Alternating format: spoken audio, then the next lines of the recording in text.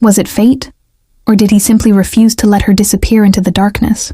The concert hall trembled with the pulse of 10,000 voices, each one crying out in unison as lights exploded across the stage in violent bursts of red and gold.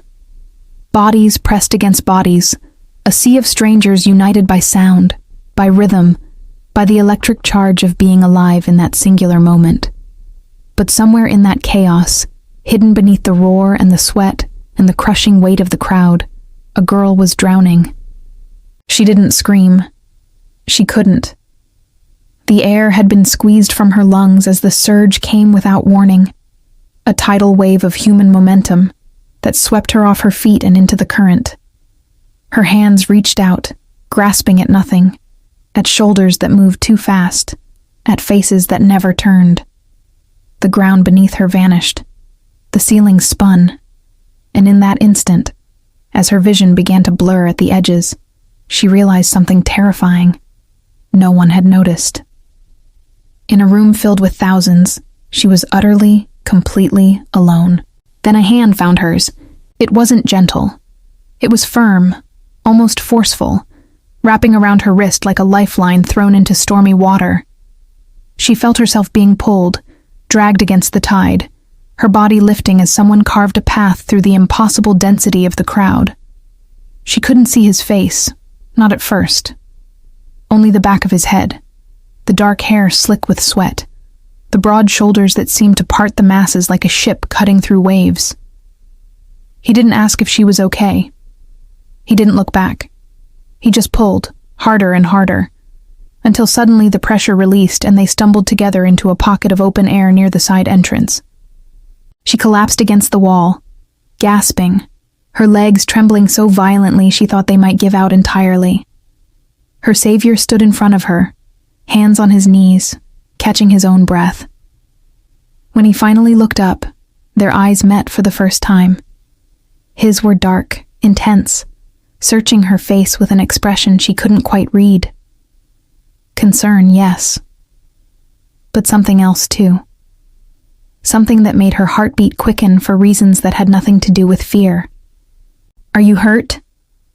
His voice cut through the muffled thunder of the music still raging inside.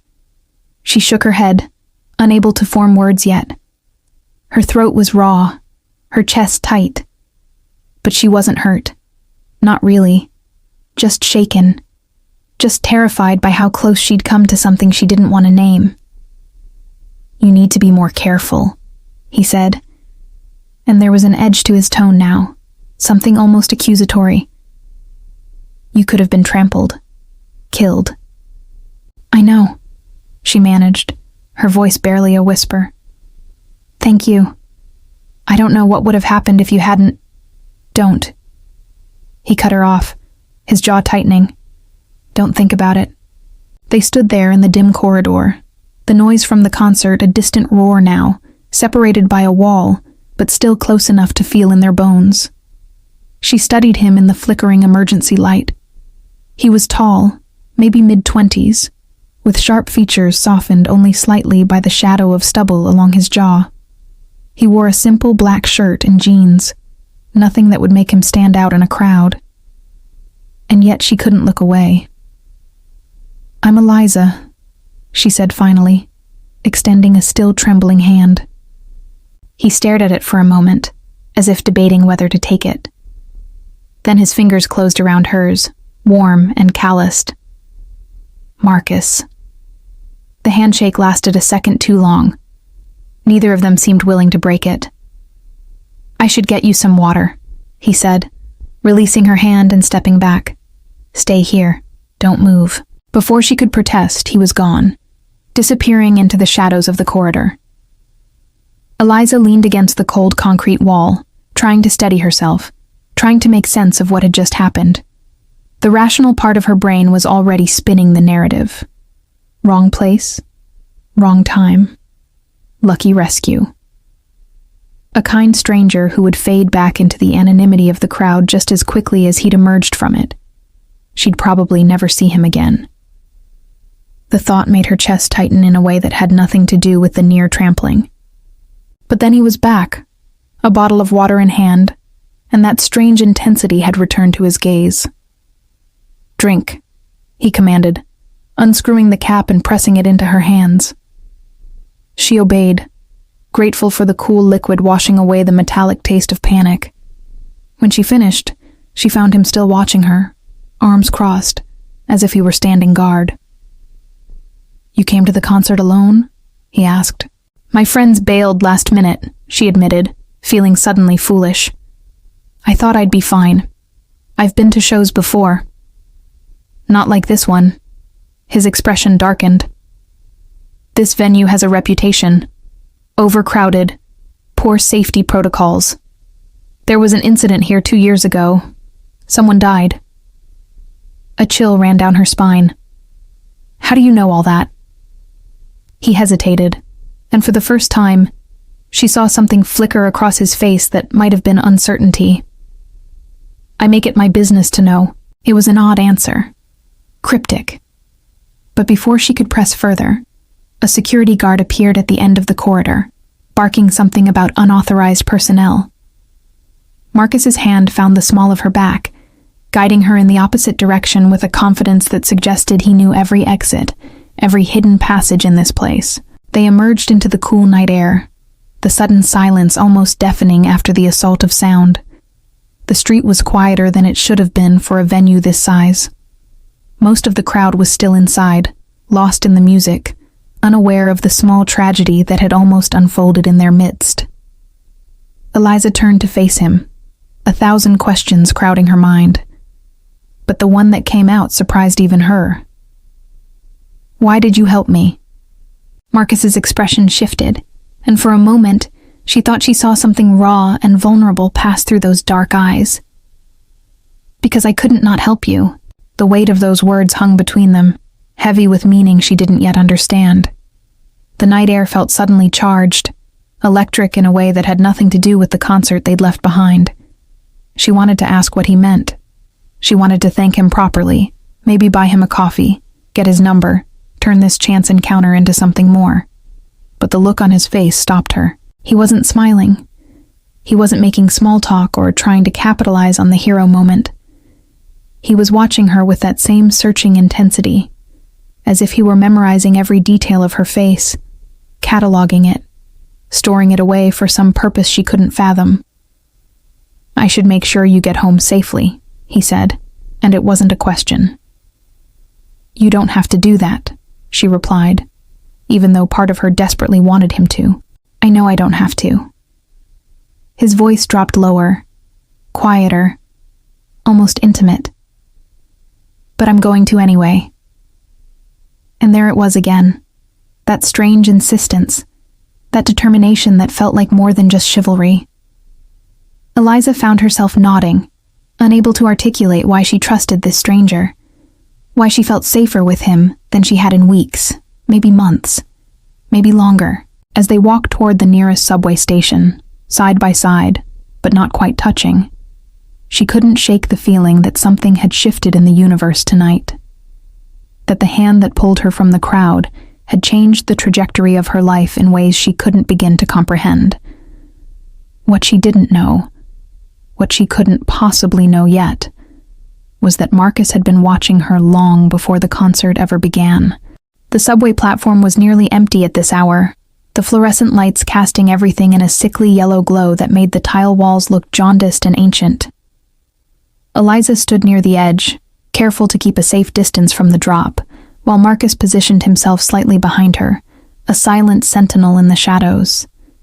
She could feel his presence like heat radiating from a fire, constant and impossible to ignore. The train arrived with a screech of metal on metal, and they boarded together, finding seats near the back of the car. Only a handful of other passengers occupied the space, an elderly man dozing against the window, a nurse still in scrubs scrolling through her phone, a couple of teenagers whispering to each other with the kind of intensity that suggested either romance or conspiracy.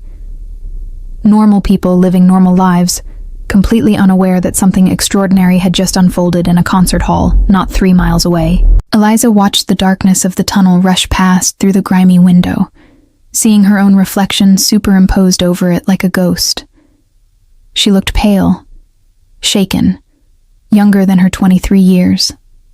Beside her, Marcus sat perfectly still, his hands resting on his thighs, his gaze fixed on some point in the middle distance.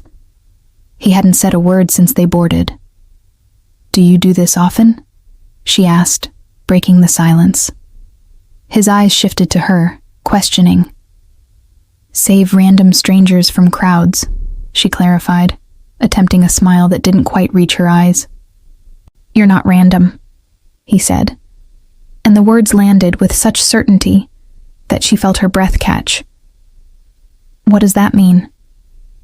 He turned away, jaw working as if chewing on thoughts he couldn't quite swallow.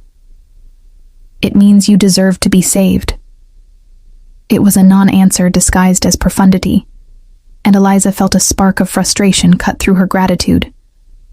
Everyone deserves to be saved. "Not everyone can be," he replied, and there was such darkness in his tone that she felt cold suddenly, despite the stale warmth of the subway car. The train lurched to a stop at the next station. No one got on. The doors closed again with a pneumatic hiss, and they continued into the tunnel.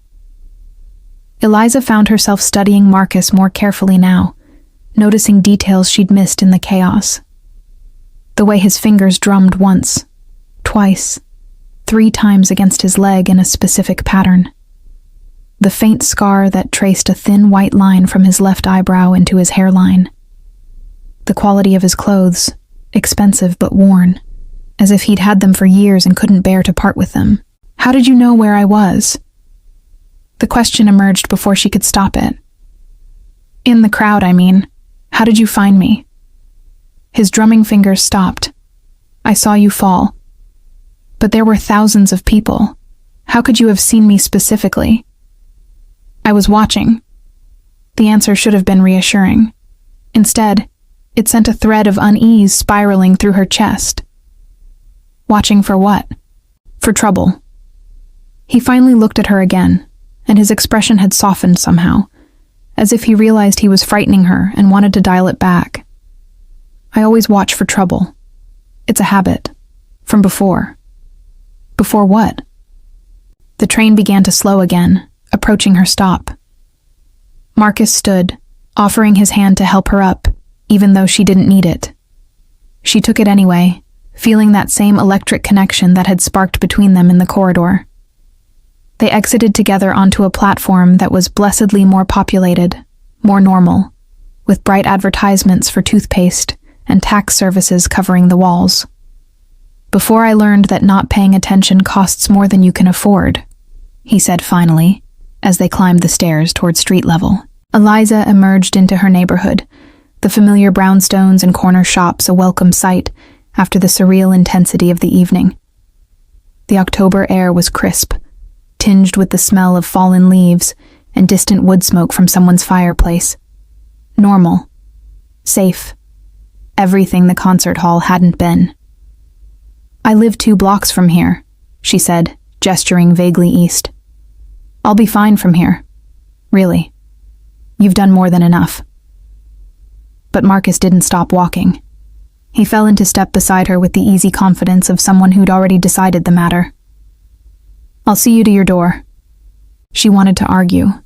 Some part of her brain was screaming that this was too much, that his intensity had crossed over from protective to concerning, that she should thank him and send him on his way before whatever this was became something she couldn't control. But a louder part, a part that had felt his hand pull her from the darkness, wanted him to stay, needed him to stay. They walked in silence, their footsteps echoing on the sidewalk, past darkened storefronts and the warm glow of apartment windows, where other lives were unfolding in ordinary ways. Eliza found herself wanting to fill the quiet with questions, with normal conversation, with anything that might make this feel less like a dream and more like reality. But the words wouldn't come. Her building appeared too quickly. A 4-story walk-up with ivy climbing one side and a slightly crooked number 5 on the door. She stopped at the bottom of the steps, fishing in her bag for her keys. This was it. The end of the strange, terrifying, inexplicably beautiful night. She would go inside, he would disappear back into whatever life he'd emerged from, and tomorrow she would wake up and wonder if any of it had really happened.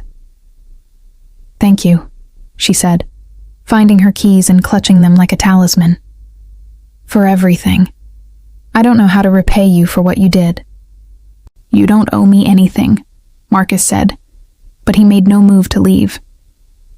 He stood at the base of the steps, hands in his pockets, looking up at her with that same searching expression. "But I need to tell you something." The air between them seemed to thicken.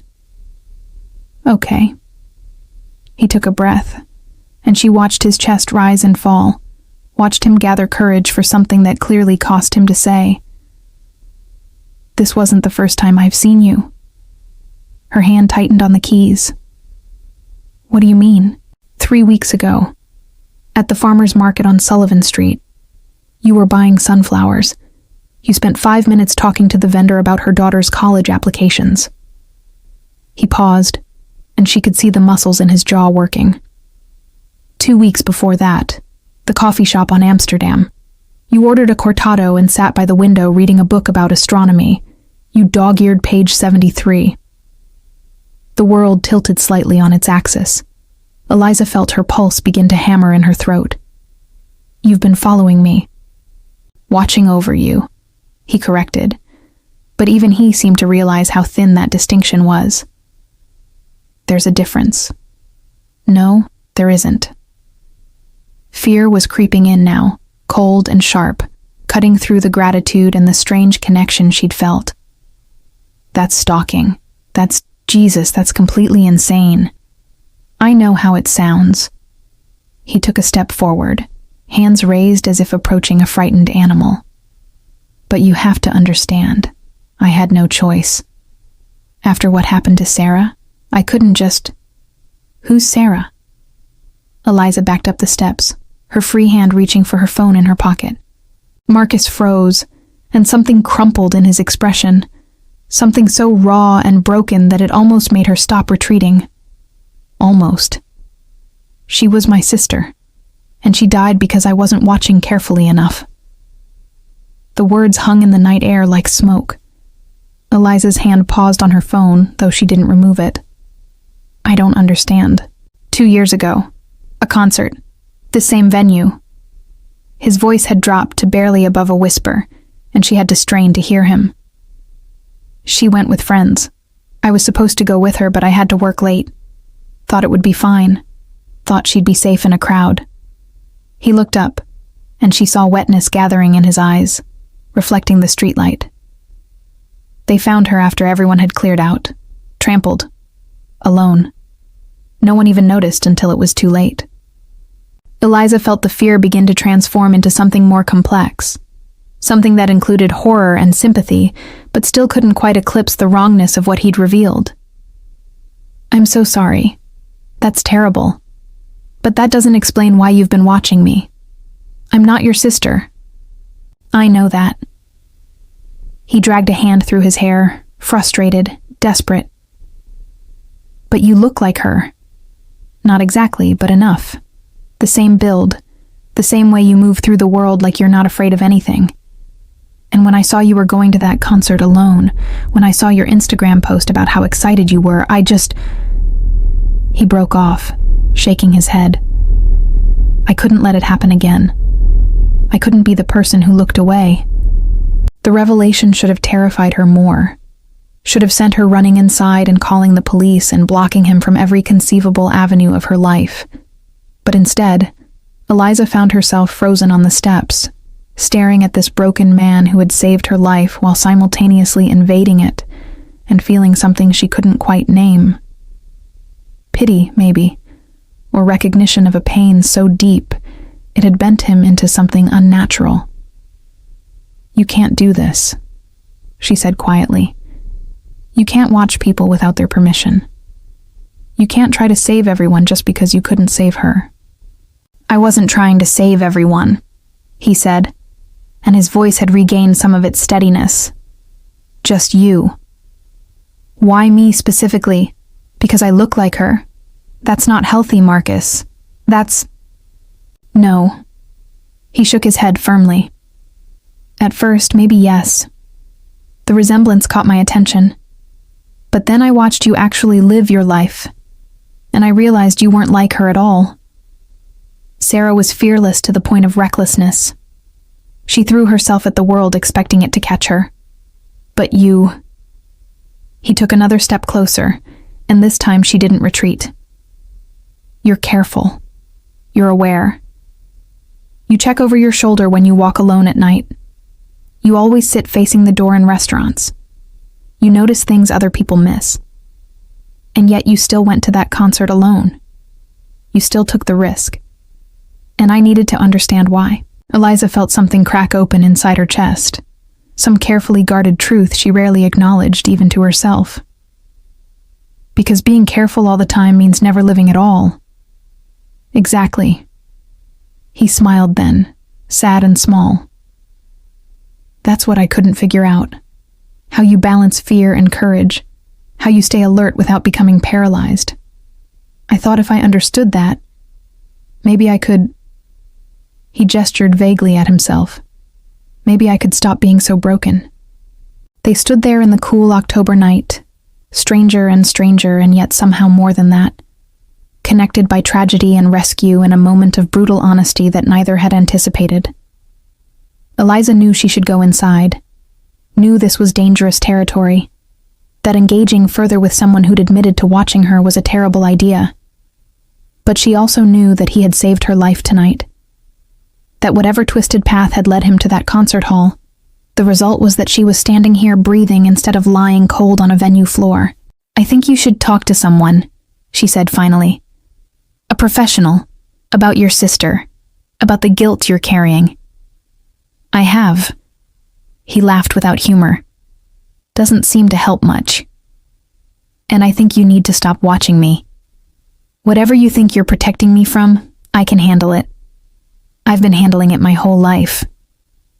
He nodded slowly, accepting the boundary even as something like grief passed across his face. I understand, but... The word escaped before she could stop it, and she saw his eyes snap back to hers with sudden hope. If you want to know how I balance fear and courage, maybe you could just ask, like a normal person, over coffee, without the stalking. The hope in his expression bloomed into something dangerously close to joy, and Eliza realized with a start that she'd just invited her stalker to coffee, that this was possibly the worst decision she'd ever made, and that some reckless part of her didn't care, because he had pulled her from the darkness, and she wanted to understand why. Marcus looked at her as if she'd just offered him salvation wrapped in a paper cup, and something about the vulnerability in his expression made Eliza's decision feel less insane and more inevitable. Maybe they were both broken in complementary ways. Maybe this was the universe's twisted idea of symmetry. Tomorrow, she said, before she could second-guess herself into oblivion. There's a place called Remy's on the corner of 10th. 2:00. He nodded, committing it to memory with the same intensity he seemed to apply to everything. I'll be there. She turned to climb the remaining steps, key already sliding into the lock, when his voice stopped her one final time. Eliza. The way he said her name felt like a confession. I know I don't deserve your trust, but I promise I'll earn it. She didn't respond, just pushed through the door and let it close behind her with a decisive click.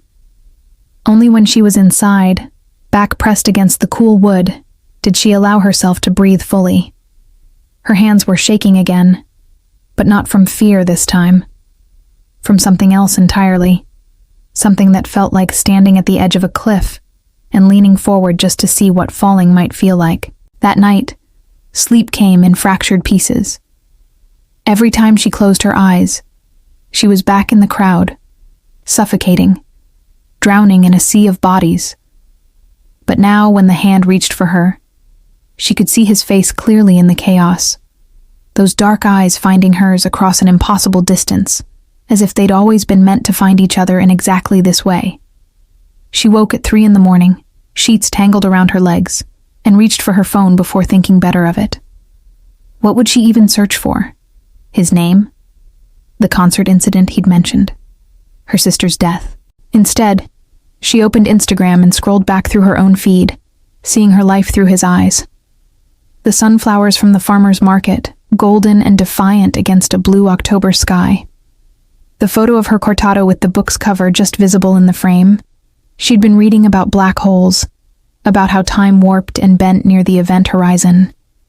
The concert announcement she'd reposted with 3 excited emojis. Evidence of a life lived publicly, digitally, with no awareness that someone was watching from the shadows, cataloging her movements, building a map of her existence. It should have felt violating. It did feel violating. But beneath that was something more complicated, a question she didn't want to acknowledge. Would she have been found in time if he hadn't been watching? If he hadn't seen her fall, would another hand have reached through the chaos? Or would she have become another statistic? Another cautionary tale about overcrowded venues and inadequate safety measures. She got out of bed and made tea she didn't drink, standing at her kitchen window watching the street below. A taxi drifted past, its yellow paint ghostly in the streetlight. Somewhere a dog barked twice and went silent. Normal sounds of a city that never fully slept.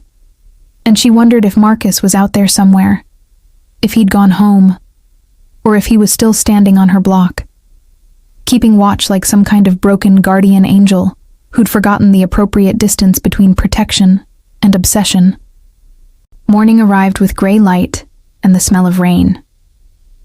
Eliza dressed carefully, choosing jeans and a sweater that felt like armor, practical and unremarkable. She braided her hair back from her face and applied minimal makeup, trying to project a version of herself that was in control, unaffected, capable of handling whatever fresh revelation today might bring.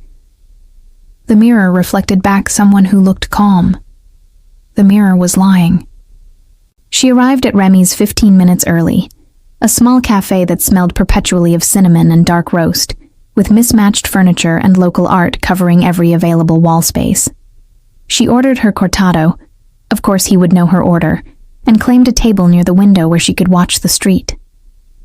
Rain had started, light and persistent, turning the pavement dark and slick. People hurried past with umbrellas and newspapers held over their heads, each one absorbed in their own private urgency. Marcus appeared at exactly 2 o'clock, somehow both surprising and inevitable. He wore a different shirt, but the same intensity, pausing in the doorway to scan the cafe before his eyes found hers. She watched him order, black coffee, nothing else, and navigate between tables with a careful precision that suggested military training or deep-seated hypervigilance or both. "You came," he said, sitting across from her with his back to the wall. Of course his back was to the wall. "I said I would." People say lots of things. He wrapped both hands around his coffee cup like he was trying to absorb its heat. Doesn't mean they follow through. They sat in silence for a moment, the ambient noise of the cafe filling the space between them, the hiss of the espresso machine, the low murmur of other conversations, the rain tapping against the window like it wanted to be let in. Eliza studied him in better light, without the adrenaline and fear distorting her perception. He looked tired, she realized. Not just physically exhausted, but soul-tired. The kind of weariness that came from carrying weight that was never meant to be portable. "Tell me about her," Eliza said quietly. "Your sister. Not how she died, how she lived." Something shifted in his expression, surprise giving way to something that looked like gratitude. Sarah was...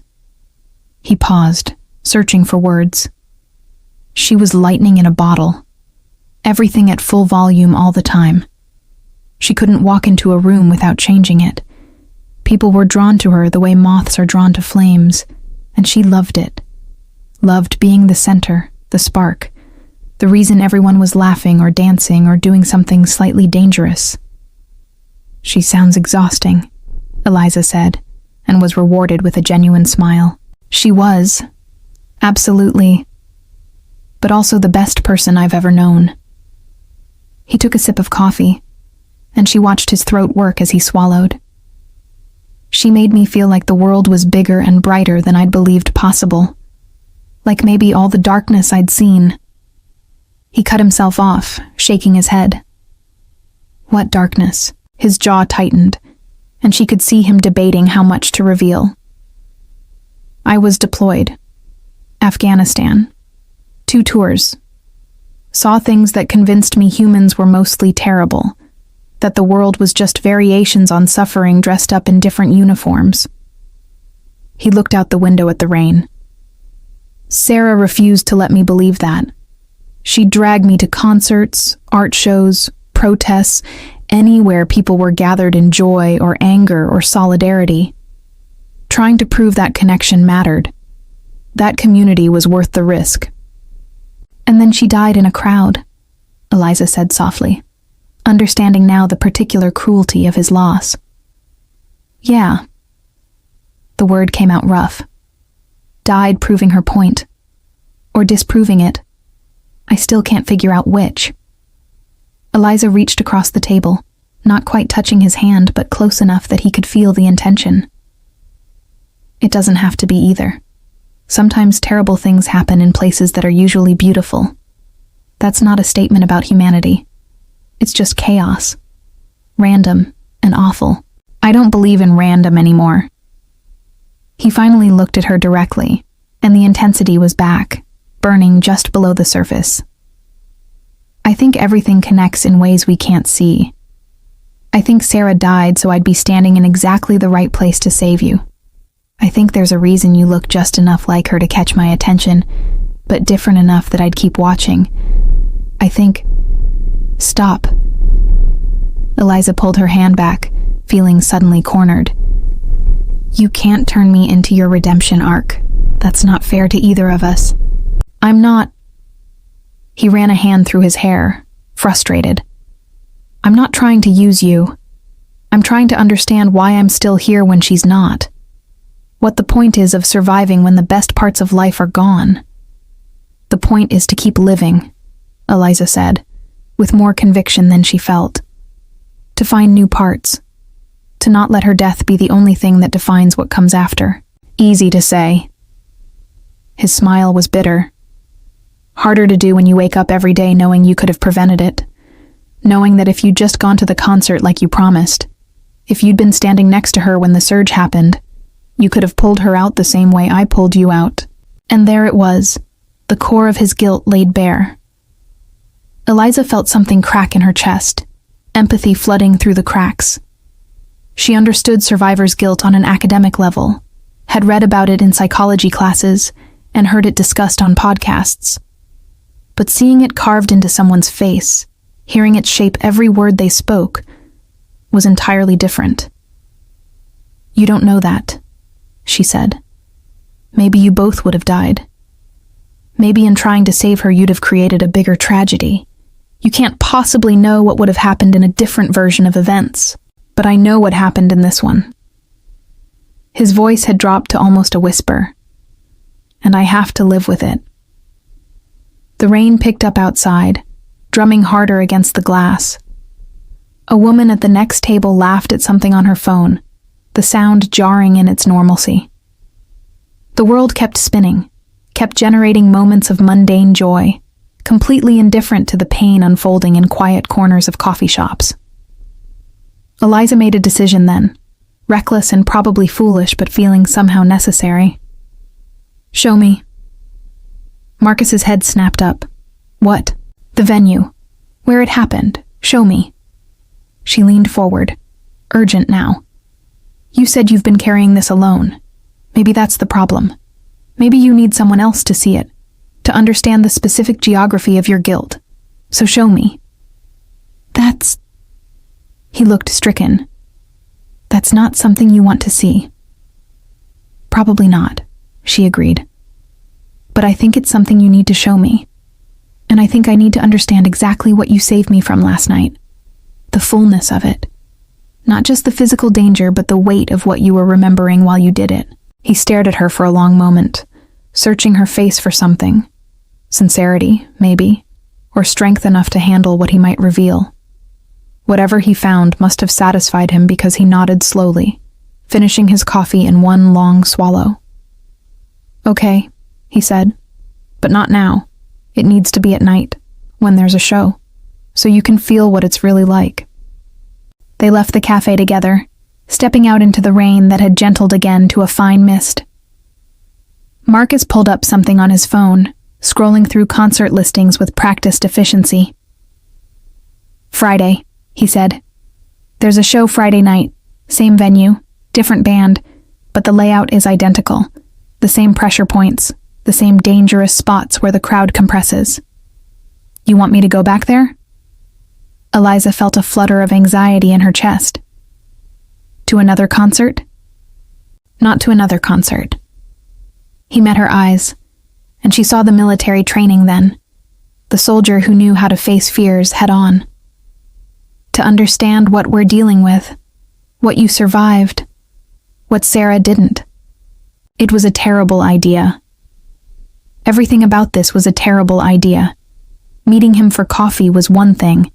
Deliberately walking back into the source of her trauma with a man who'd admitted to stalking her was quite another.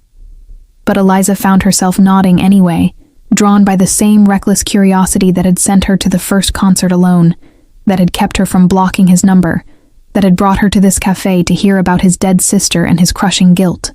"Friday," she agreed. "But Marcus, if this is some kind of test, if you're trying to prove something or work through your issues by forcing me to relive mine, I need you to tell me now." "It's not a test." He looked almost offended by the suggestion. "It's an exorcism. For both of us." They exchanged numbers then, the act feeling strangely intimate despite its mundanity.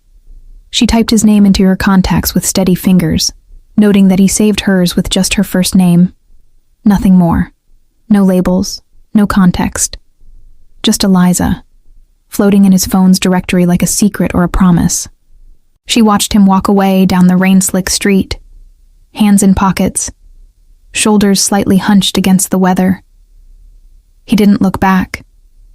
Somehow she'd known he wouldn't. And she stood there long after he disappeared around the corner, wondering what exactly she'd just agreed to, and why the anticipation thrumming through her veins felt less like fear and more like the electric charge before a storm breaks open the sky. The days between Wednesday and Friday moved with the strange elasticity of time when anticipation colors everything. Eliza found herself hyper-aware of crowds in ways she'd never been before. On the subway, in the grocery store, walking through the park where autumn had painted the trees in shades of rust and gold. She noticed how people moved in patterns, how space compressed and expanded with the rhythm of bodies navigating shared territory. She noticed who paid attention and who drifted through the world with their eyes on their phones, trusting that nothing bad would happen in the seconds they weren't looking. Marcus texted once, on Thursday evening. Just a simple message. "Still okay for tomorrow?" She typed yes before she could overthink it, and his response came back immediately. A single thumbs-up emoji that felt somehow endearing in its simplicity, like he wasn't sure how to communicate through the sterile medium of text but was trying anyway. Friday arrived with unseasonably warm weather, the kind of false spring that sometimes appeared in late October, as if the seasons had forgotten their order. Eliza chose her outfit carefully. Comfortable shoes, jeans, a jacket with deep pockets, practical clothing for whatever the night might bring. She met Marcus outside the venue at 7, an hour before doors opened, and found him already there, leaning against the brick wall with his arms crossed, watching the early arrivals begin to form a line. He straightened when he saw her, and something in his expression softened. "You came. Why do you always sound surprised when people do what they say they will?" "Experience," he said simply, then gestured toward the building. "Ready?" The venue looked different in daylight, less imposing somehow. Just a converted warehouse with graffiti art covering one wall and security cameras mounted at every corner. Eliza could see where they'd added new barriers, new exits, presumably after whatever investigation had followed Sarah's death. Small changes that might save lives, implemented too late to save the one that mattered most to Marcus. They didn't go inside immediately. Instead, Marcus walked her around the perimeter, pointing out details she'd never have noticed on her own. The way the entrance funneled people into a narrow corridor. The emergency exits that were technically accessible but poorly marked. The spots where the floor sloped slightly, creating natural compression points where crowds would gather and press. "She was here," he said, stopping at a spot near the left side of the stage area. According to the security footage, she'd been dancing, having the time of her life. And then the headliner came on and everyone surged forward. She went down in the crush and never got back up. Eliza looked at the ground as if it might bear some mark of what had happened, some shadow that refused to fade. But it was just concrete, scuffed and stained with the passage of thousands of feet. "You watched the footage? Had to identify the body." His voice had gone flat, mechanical. "They let me see the tapes afterward. Offered to show me exactly what happened. Thought it would give me closure." He laughed without humor. "Just gave me nightmares instead." The doors opened then, and people began streaming in, their energy infectious, buzzing with the anticipation of live music and collective experience. Eliza felt her pulse quicken, a Pavlovian response to being back in this space, her body remembering danger before her mind fully processed it. Marcus noticed immediately, his hand hovering near her elbow without quite touching. "We don't have to go in," he said. "We can leave right now. This was a stupid idea." But Eliza shook her head, squaring her shoulders like she was preparing for battle. "No, you're right. I need to understand." They entered together, moving with the flow of bodies through security and into the main hall. The space was already filling, the air thick with the smell of beer and sweat and anticipation. The stage loomed at the far end, lights already pulsing in time with the pre-show music pumping through the speakers. Eliza could feel the bass in her chest, in her bones, vibrating at a frequency that made rational thought difficult. Marcus positioned them near the side, where the crowd was thinner, where they had room to breathe and observe. He leaned close so she could hear him over the noise. "Watch how people move. See how they're drawn toward the stage like gravity, how they pack tighter and tighter, without realizing how little space they're leaving for themselves." She watched, and she saw it. The gradual compression. The way individual bodies became part of a larger organism that moved with its own logic, its own momentum. She saw the people in the center losing their autonomy, carried by forces larger than any single will. And she understood, viscerally, how quickly it could turn dangerous. How one person falling could create a domino effect. How panic could spread like wildfire through a crowd that had nowhere to go. The opening band started, and the energy shifted immediately. The crowd surged forward, pressing against the barriers, hands reaching up toward the stage. Eliza felt her breath catch, felt the memory of Wednesday night threatening to overwhelm her. But Marcus was there, his presence steady beside her, not touching but close enough that she could anchor herself to his solidity. "This is what she loved," he said. And there was wonder in his voice now, not just pain. This feeling of being part of something bigger, of individual voices joining into one massive sound. She used to say that concerts were the closest thing to magic she'd ever experienced. That moment when everyone in the room is singing the same words, feeling the same feeling. She said it was proof that we're not as alone as we think we are. Eliza looked around at the faces illuminated by stage lights, at the strangers pressed together in shared ecstasy, and she saw what Sarah must have seen.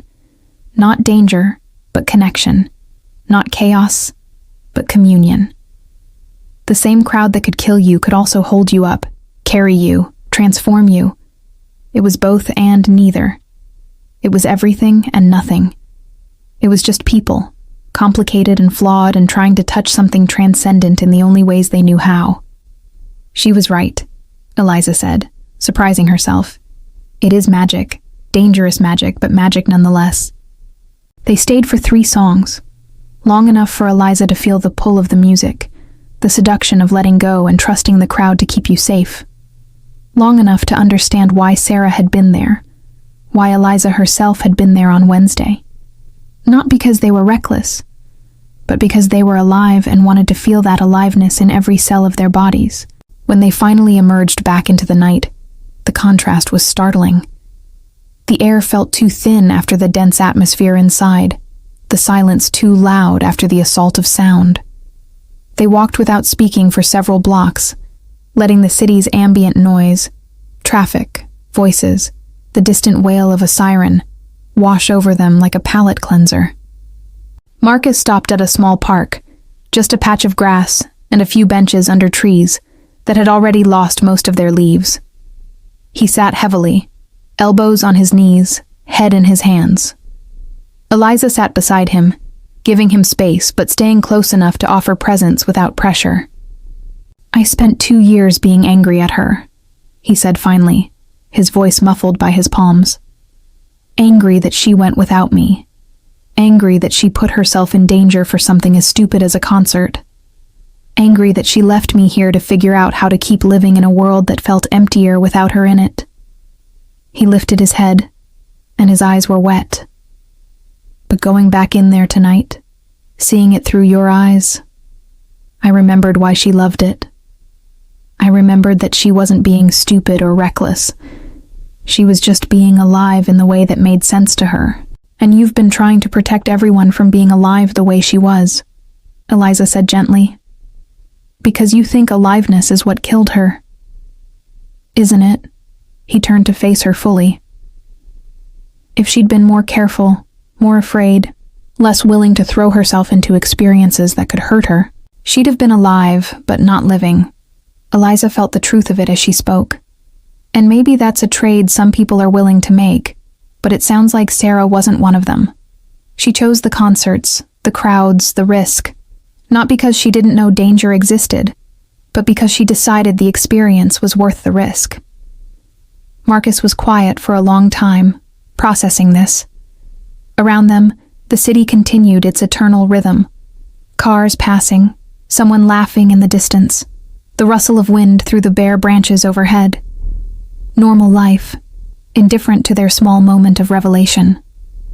"I saw you fall on Wednesday," he said eventually, "and for a split second before I moved, I had a choice. I could pull you out, or I could let it happen again. Let the universe take another person who looked like her, who moved through the world like her, and maybe that would balance some cosmic equation I didn't understand." He looked at her with devastating honesty. "And then I realized that was insane, that there is no equation, no balance, no way to make Sarah's death mean anything except that sometimes terrible things happen to people who don't deserve them. So I grabbed your hand, and I pulled, and it felt like maybe that was the first sane thing I'd done in 2 years." Eliza reached out then, taking his hand properly for the first time since that night in the concert hall. His fingers were cold, trembling slightly, and she squeezed them with all the warmth she could muster. "Thank you for choosing to pull. Thank you for being there, even if the reasons were complicated. Thank you for saving my life. Thank you for letting me," he said. "For not just calling the cops on Wednesday when I told you I'd been watching you. For meeting me for coffee. For coming back here tonight when you had every reason to never set foot in this place again. You didn't owe me any of that." "Maybe not," she agreed. "But I think we both needed it. You needed to see that you could save someone, that paying attention could lead to something good instead of just highlighting what you'd missed. And I needed to understand that being careful doesn't mean being paralyzed, that I can acknowledge danger without letting it dictate every choice I make." They sat together as the night deepened around them. Two people who'd been brought together by trauma and chance, and the mysterious mathematics that sometimes aligned strangers' lives in ways that felt like fate, but were probably just the infinite combinations of human existence playing out across time. The park was empty except for them, a pocket of stillness in the city's endless motion. "I'm going to stop watching you," Marcus said eventually. "Not because you asked, though you did, but because I understand now that protecting you isn't my job, that you're capable of protecting yourself, and when you're not, there will be other hands in other crowds reaching out when they're needed. It doesn't have to be mine." "But I'd like to keep seeing you," Eliza said, and meant it, Not because I need protection, but because I think we're both trying to figure out how to be brave in a world that gives us plenty of reasons to be afraid. And maybe we can figure it out together, as friends, as people who understand what the other one has survived. Marcus smiled then, genuine and warm. The first real smile she'd seen from him that wasn't tinged with pain or regret. I'd like that. They exchanged no grand promises that night, made no declarations of forever, or plans that stretched beyond next week. They simply agreed to meet for coffee again on Tuesday, this time at a different cafe neither of them had been to before. New ground, not haunted by either of their ghosts.